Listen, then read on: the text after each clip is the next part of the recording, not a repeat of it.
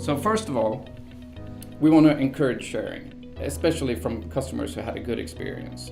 So we try to take a satisfied customer and we encourage them to become an ambassador for the brand or for the business by recommending the business and sharing an offer with their friends. In order to do this, there are multiple channels to choose from, and the key ingredient here is really that in order for this message, for this recommendation to feel genuine and to be perceived as an actual personal recommendation, the sender is not the brand or the business, and it's certainly not Redeal. It has to be perceived as my actual friend sending it to me through one of the channels that we normally use to communicate. So say for example, me and Jonas were good friends, we use WhatsApp to communicate all the time.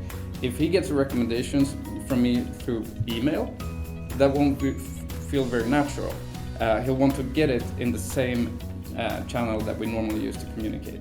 So we're constantly trying to incorporate new channels, and we're really excited to have released both Messenger, WhatsApp, and Direct Link pretty recently. I think that's a really strong case because, like I said, it needs to feel like there's a natural channel that we would use, right? Because then it's just obvious that it will be off if you're sending in some other channel. Well, then it's just perceived as another form of paid advertising. Yes, exactly. And this will also be, like, in my view, from a consumer perspective, problematic because I never opted in to any communication from this company. But it will be natural if one of my friends or one of my family members sends me something. And that really drives a lot of engagement, click-through rates, read rates. All of the numbers are much higher when it's perceived as a personal message from someone I actually know and trust. Which is basically this picture.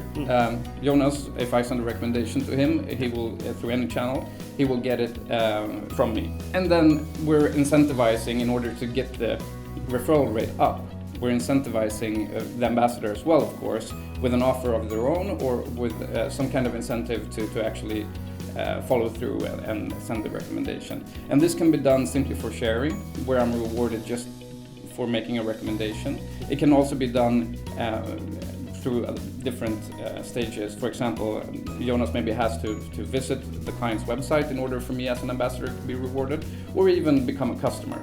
And this can all be tied to different type of offers or rewards. So what we're doing here is really creating on a personal level, a discussion about a brand and a business between two friends, which really also creates not only new customers and more loyal customers, but it also creates a high level of brand awareness, which affects the buying process a lot. We can do this at different stages of the buying cycle. A lot of our clients, they use it as our checkout solution, which is called Redeal Instant, which triggers the referral flow right after a purchase has been made. But you can also use our platform to service newsletters, on-site actions, for example, visiting a specific landing page or exit intent or idling in the cart, etc.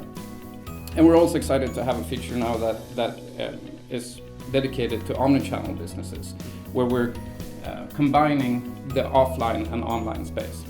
So the results of this is of course a lot depending on what type of clients we're helping and what type of business they're in. But typically we see that about 10 to 20% of customers that are offered to make a referral choose to do so. On average, they send to 1.4 friends. The offers distributed have a pretty high conversion rate, 6.5% on average. Which in the end leads to an average return on advertisement spend in our channels for exceeding 12 times, which I think is really competitive.